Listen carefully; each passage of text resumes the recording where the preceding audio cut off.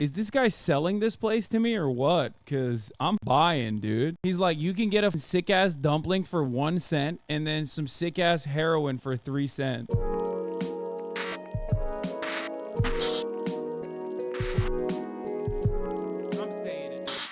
Here. If you will, a city of eternal night, a place so intensely crowded that sunlight never penetrates its alleyways. Overhead, wires dangle from the ceilings, neon signs fizz in doorways. All around you, 33,000 people are crammed into self-built apartments barely 10 meters square, while overhead great airships rumble through the sky. Is this a vision of the future, the setting perhaps of some dystopian sci-fi novel? Not quite. The place we've just described was very real and existed within most of our lifetimes. Its name was Kowloon Walled City. It was once the most densely inhabited place on Earth. Situated on the edge of Hong Kong, the Walled City was a place devoid of oversight, claimed by both China and Britain and administered by neither. It grew out of the needs of the poor who flooded there, determined to rebuild their lives. But was Kowloon Walled City merely a gigantic slum, or was it something more? A radical experiment in communal living and architecture that broke all the rules. Well, today we're tiptoeing through alleys of eternal night to explore the most dystopian city to have ever existed. People really think it's either a 3-car garage suburb house or a fucking hutong. Is that what the Kowloon Walled City was? I live in motherfucking Chile and they're selling Skibidi Yes Yes toilet keychain rings. What the fuck? Oh, dude. It's so over. My issue sometimes that 99% of U.S. urbanists don't understand how much heavy state intervention in land ownership and tight controls on private market make social housing development pencil cheaper. This shit just gets called out as left NIMBY here. Yeah, it's very frustrating that Americans have no nuance and no vision of a future that does not exist outside of the neatly crafted capitalist boundaries. That's literally why they think like all zoning restrictions are bad across the board, all regulations are bad across the board, and there's this massive lack of communication on that front. It's very frustrating. Not as frustrating as the top of the hour when there's no 3-minute ad break or no subscription. There's 3-minute ad break now. Which view count is broken today? Maybe. But I think my view count is just like down in general. I think across the board, the platform view count is down.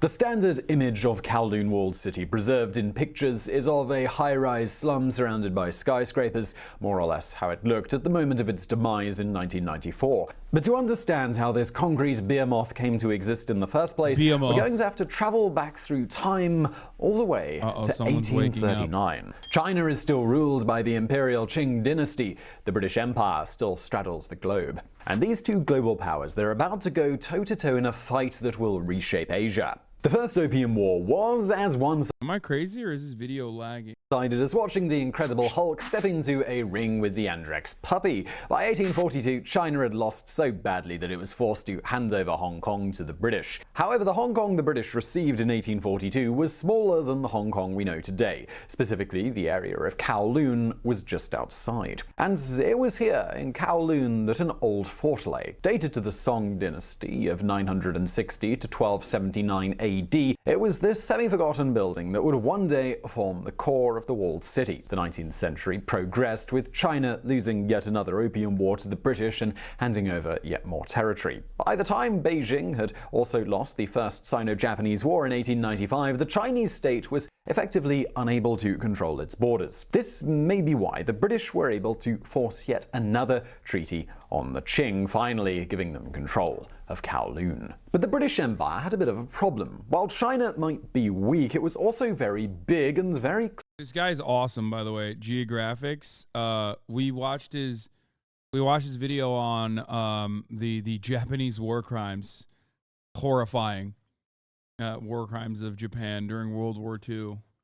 Close to Hong Kong. By contrast, London was nearly 10,000 kilometers away. If the Chinese were really determined to hold on to part of Kowloon, there was little that the British could do about it. And it turns out the Chinese really wanted to. This guy fucking hates communism. Who doesn't, dude? On fucking YouTube. I mean, a lot of YouTubers are basically small business owners. I mean, what are you gonna do? Keep the old Song Dynasty fort. In the 1898 Second Convention of Peking, Beijing insisted on inserting a line asserting ownership of Kowloon Fort. In full it read, "The Chinese officials now stationed there shall continue to exercise jurisdiction except so far as may be inconsistent with the military requirements for the defense of Hong Kong." To which the British presumably replied, "Yeah, absolutely, for sure," while secretly crossing their fingers behind their backs and winking at one another. In May 1899, less than a year after the Second Convention of Peking had been... He literally defended Stalin's first 5-year plan. I'm getting a lot of mixed messages about any content creator that I watch from chat. Signed, British troops marched on Kowloon Fort, chucked the Chinese out, and proclaimed it a part of the British Empire. Just as they'd calculated, Beijing did not put up a fight. That line in the convention about the Chinese owning the fort had been shown to be nothing but words on a sheet of paper. But here's the thing about words. For such insubstantial things, they have a funny way of shaping reality. It was words on a sheet of paper, after all, that had given Hong Kong to the British in the first place. It was words on a sheet of paper, in this case the Zimmermann telegram, that would drag the US into World War I. Before long, the British were going to regret giving Beijing something as powerful as those words.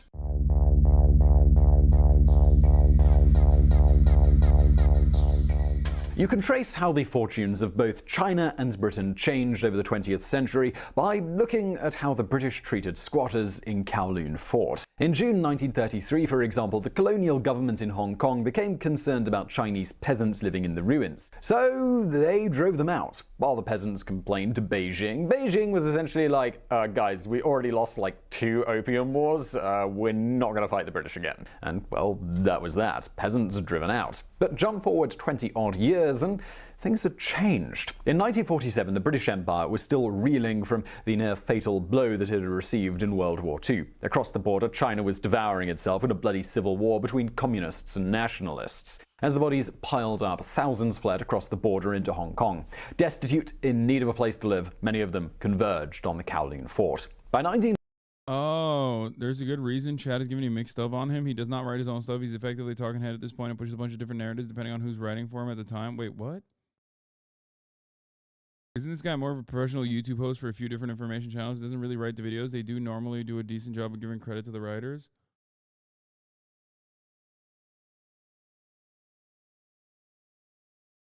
Oh. The Gulag Archipelago, Stalin's monstrous system, the Holodomor, Ukraine Soviet terror famine, Nazinsky, Stalin's cannibal island. My man hit it from every angle.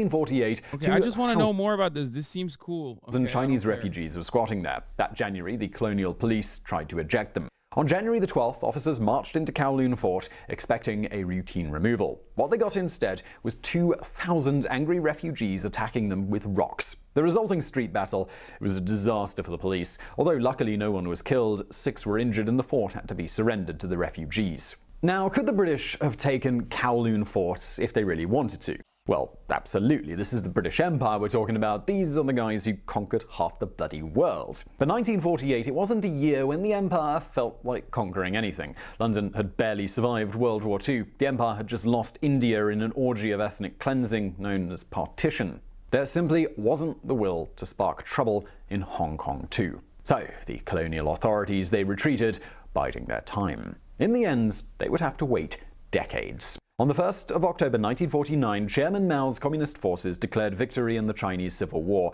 Everyone who wasn't a dyed-in-the-wool socialist fled, many of them into Kowloon. Come 1950, the population of the fort had hit 17,000 people. And it wasn't just refugees anymore. Criminals, dropouts, peasants, anarchists, and people fleeing the law had all joined this melting pot on the fringes of Hong Kong. It was at this time that Kowloon Fort became Kowloon Walled City. On January the 11th, 1950, a massive fire ripped through the fort's makeshift town. Although firefighters intervened, they only managed to save the ancient core. In the aftermath, those who'd been living there didn't go anywhere else. They returned, and they began to rebuild. Out of necessity, they constructed new homes atop one another. A kind of architecture began to take hold, one that grew organically according to its residents' needs. It was from these humble beginnings that the vast walled city of legend began to grow. But the colonial authorities, they weren't done trying to evict its citizens. In March 1962, the British announced that they would demolish the walled city in 1 year. As they had in 1933, the residents complained to Beijing. This time, though, Beijing listened. Mao's government declared the British had no right to interfere in the walled city. He stated that it belonged to communist China. They waved about the Second Convention of Peking, highlighting those words that the British had foolishly agreed to a very long time ago. So what else could Britain do? Well, faced with the prospect of war with communist China, the authorities, they just agreed not to interfere in the walled city. Importantly, though, they also didn't give Beijing permission to enter Hong Kong and administer the place either. Suddenly, the walled city, it existed in a diplomatic no man's land, a place where neither China nor Britain was able to enforce their laws. And it was from this legal quirk that one of the strangest cities in human history would spring.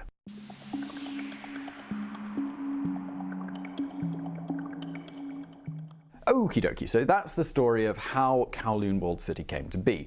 Now it's time. What happens with anarchists, you know?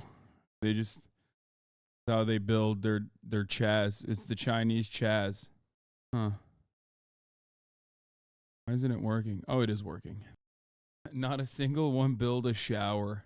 Time for us to take a trip inside, to wander its alleys and discover what it was like to actually live there. Well, the first thing to note is that it was incredibly cramped. After 1963, the number of people in the walled city did not top out at 17,000. More and more kept on arriving. Refugees from Mao's Cultural Revolution or Hong Kong citizens who'd been ruined by the 1973 stock market crash. But even as their numbers swelled to an all-time high of 33,000, the space they had to live in, it stayed static. The Kowloon Fort's limits covered an area roughly the size of 4 FIFA soccer pitches. While the British weren't about to interfere inside it, you can bet your sweet backside they also weren't about to let it keep growing. That meant that new arrivals had only one direction to build if they wanted homes, and that was up.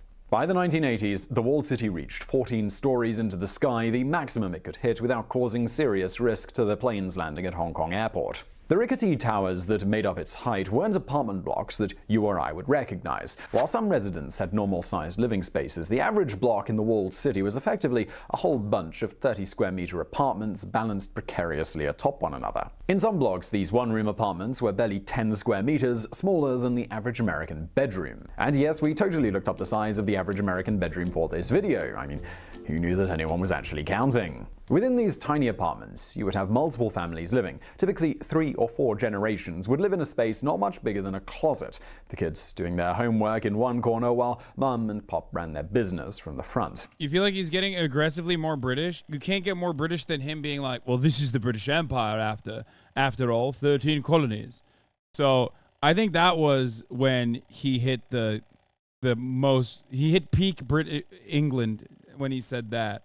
Yep, that's right, business. Just like any city, Kowloon Walled City needed its entrepreneurs to keep things working. For many families, this meant turning the front of their apartment into some kind of shop. But there were bigger businesses too. Because neither the British nor the Chinese could enforce their labor laws, the walled city became a mecca for those wishing to operate without a license. Slaughterhouses set up shop, unlicensed dentists, factories. Surrounded by the din and bustle of this human hive, workers would package food for consumption across Hong Kong. It is said that at one point, 80% of all rice balls consumed in the territory were prepared right here in these dingy corridors. Speaking of food, the walled city was famous for its snacks. You could get a sumai for the equivalent of 1 US cent. That's if you weren't busy frequenting the various noodle bars. Noodles in the city were so good that the average Hong Kong resident would go to the walled city more for the gastronomic experience than for anything to do with crime. But that being said, crime did exist there. It wasn't exactly the den of iniquity portrayed by popular culture, but it also wasn't a shiny utopia.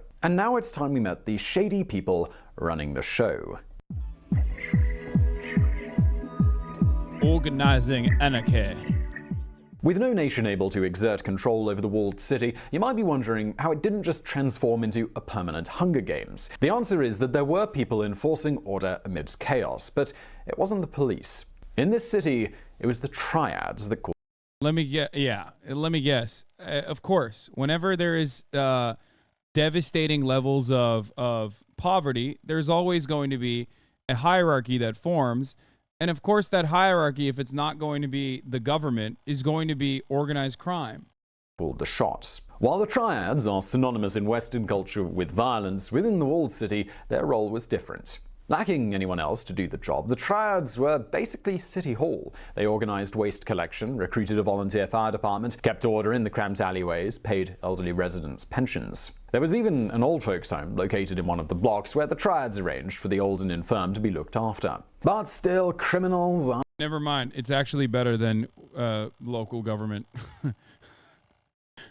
Because they actually have a pension structure and also old infirmaries. Are gonna be criminals. While they might have been able to fulfill some basic social functions, the Triads couldn't help themselves from indulging in a little bit of classic gangsterism on the side.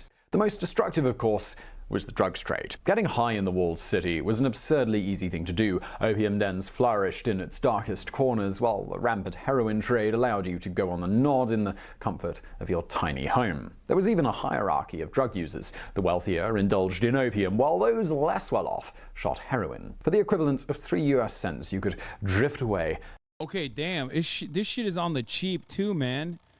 Is this guy selling this place to me or what? Because I'm fucking buying, dude. He's like, you can get a fucking sick-ass dumpling for 1 cent and then some sick-ass heroin for 3 cents. And forget your troubles, even if only for an hour. Unsurprisingly, this led to rampant addiction and all the attendant social ills. There were rumors of addicts dying inside their tiny apartments and not being discovered for months, of families hiding corpses so they didn't have to pay the funeral costs. Yet, while darkness undoubtedly flourished in the Walled City, so did a lighter side of life. You won't see it in the many films set there, but the Walled City was a functioning society. That's fucking sick. I don't know. There's something weird about that I like. I don't know what it is.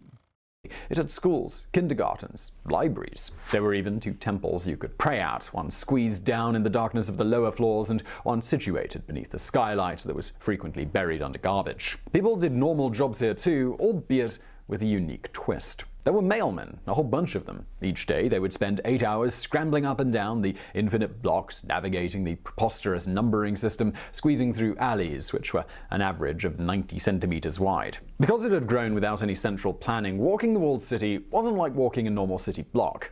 In the late 1980s, one resident tried to map the place. It took him the best part of 6 years to record the strange twists and turns and hidden routes that those mailmen had been forced to memorize. Still, this outward chaos, it masked inner normality. On the roof, children would play soccer amid the television aerials, oblivious to the airplanes booming overhead. Old men, they would sunbathe. It was like a typical Manhattan block, with the exception that Manhattan's population density was 27,000 people per square kilometer, while scaling the Walled City up to that size would have resulted in a population density of 1.2 million people per square kilometer. Certainly not a good place for claustrophobics. Still, by 1980, Kowloon Walled City was starting to become a part of Hong Kong's life. The colonial police had even started patrolling inside on the understanding that they were purely there to keep people safe and not enforce any annoying British laws. So it's ironic that it was right at this point, just as the Walled City was starting to go legit, that the colonial authorities were again making plans to destroy it. This time, though, they would succeed.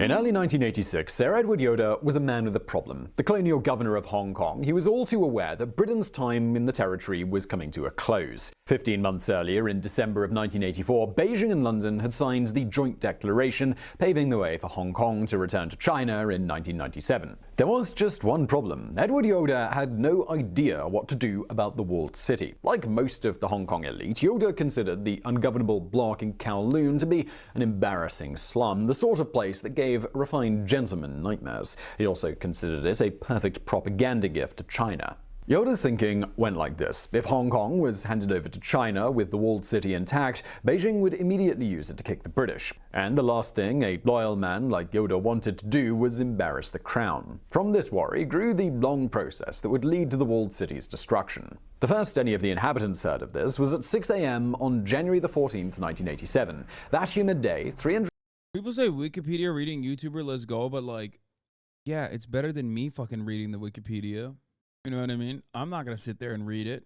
It makes for better content on the stream. 160 housing department staff, supported by scores of police, sealed off all of the walled city's 83 exits and fanned through its alleyways collecting information. By sunset, they had registered 19,606 people living within its walls. Eventually, that figure would be revised up to 28,200 people scattered across 8,800 buildings. The residents pretty quickly realized what was up, that rather than fight, they treated it all with a bit of a shrug. "We'll see what Beijing has to say," was the most frequently reported phrase that day. But when Beijing finally spoke up, those residents were in for a nasty shock. In early 1987, the Chinese government declared that they were happy to let the British do whatever they wanted with the place. If they wanted to knock it down, well, good luck to them.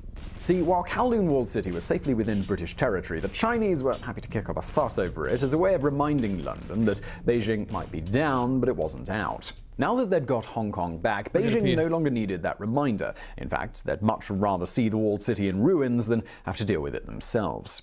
And, well, with that, the city's fate was sealed. All through the rest of the decade and into the 1990s, the colonial government worked to clear the area. New homes were offered to residents, generous compensation packages were handed out to businesses. Some enterprising landlords even built new homes during the clearance process, specifically so that they could claim extra money. By January 1991, 96% of residents and 51% of businesses had agreed to leave. The colonial authorities breathed a sigh of relief. But this is Kowloon Walled City we're talking about, a place that always refused to play by the rules. If the British wanted to tear this slum down, they were going to have to fight for it.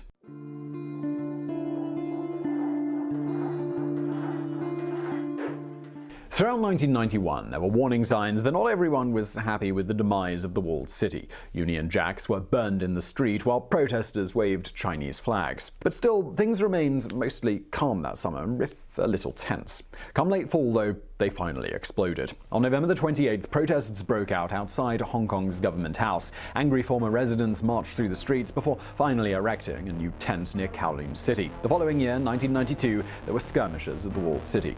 Rocks were hurled at the police and people punched officers. Given the volatility of the situation, the authorities chose to let these incidents slide. That March, a small homemade bomb destroyed a flat vacated in the clearance. Barely a month later, an angry resident attacked police with a meat cleaver, injuring several. In the aftermath, the colonial authorities decided that it was time to finally finish the job. That June, armed riot police converged on the walled city, making the apartments where the last diehards still held out. There were standoffs, unwise words, the threat of violence. Yet, for whatever reason, things never span out of control. One by one, the last residents left their homes, hands in the air, and surrendered to the police. On July 1st, 1992, police reached the last holdout apartment. At 16:30 that day, the middle-aged couple barricaded inside. They agreed to leave. The moment they stepped out into the bright Hong Kong sunshine, the walled city had lost its final inhabitants. But clearance wasn't quite over yet. Remember that tent that the city protesters set up? Well, by mid-1992, it had become a magnet for former walled city residents, and it was starting to grow. Fearing that another walled city would just spring up, the authorities quickly moved against the encampment. On July 2nd, it was dismantled. Demolition of the walled city began 8 months later, in March 1993. It was a slow process, one that used tools rather than dynamite. For a long time, it was still possible to make out the outlines of the former city, even as its walls finally fell to the wrecking ball. By April 1994, the last of the walled city had been destroyed. After dominating this corner of Kowloon for half a century, the most famous slum in history, it was no more. When they tore the city down, the Hong Kong authorities were acting with the best of intentions. At the time, it was seen as nothing but a vertical slum, the vertical equivalent of Rio's favelas. Yet, just as the favelas can be misunderstood from the outside, so too was Kowloon Walled City. This was a self-organizing community that had sprang out of nothing. This was architecture designed by the people and free from government interference. Over decades, it had grown like an organism, eventually becoming a real-life example of grimy Blade Runner-style futurism. More than that, though, it had become a unique community. It's telling when the South China Morning Post caught up with a former resident who'd received vast compensation for leaving that he told them, "If I could choose, I'd still be running my air conditioner repair business at my walled city shop and leading a happy." That's how you know. Dude, these motherfuckers had air conditioners? Hello? They had HVAC business owners in Kowloon? Dude, this was better off. Better off than England, in my opinion. and stable life. Many others who lived there have spoken in similar nostalgic terms, remembering the food, the people, the feeling of living beyond the normal rules. And it seems this feeling had reached more than just those who once lived there. Today, nostalgia for the Walled City is everywhere. You can see it in pop culture, such as the Gotham City neighborhoods, the Narrows, which Batman Begins director Chris Nolan claimed was modeled on the Walled City. You can see it in games such as Call of Duty Black Ops, which included the Walled City as a playable level. You can even see it in Japan, where some wonderful nutjob has meticulously rebuilt 3 stories of the Walled City as an amusement park. Apparently, they even import trash from the Kowloon area of Hong Kong to keep it looking authentic. Kowloon Walled City, then, is a place that survives in humanity's imagination, living on in sci-fi, graphic novels, and visionary architecture. It may have been a crime-ridden slum. It may have appeared only because of a diplomatic void. But the Walled City was a place that made its mark on history, and who knows if we'll ever see its like again. So I really hope you found that. Yes, we will absolutely see its like again. Apparently the arcade's closed now. Listen. We will definitely see it again. Yeah, climate change and capitalism. Kowloon City is coming to a city near you, baby. The coolest thing about Blade Runner 2 is that they turned San Diego into a giant dump. I mean, I don't think it's as bad as the way people are presenting it. But my point was that I can't believe we got here. I don't know how the fuck. God damn it, my ADHD is so severe, dude. Okay. Got here because I was looking at homelessness and also minimum wage.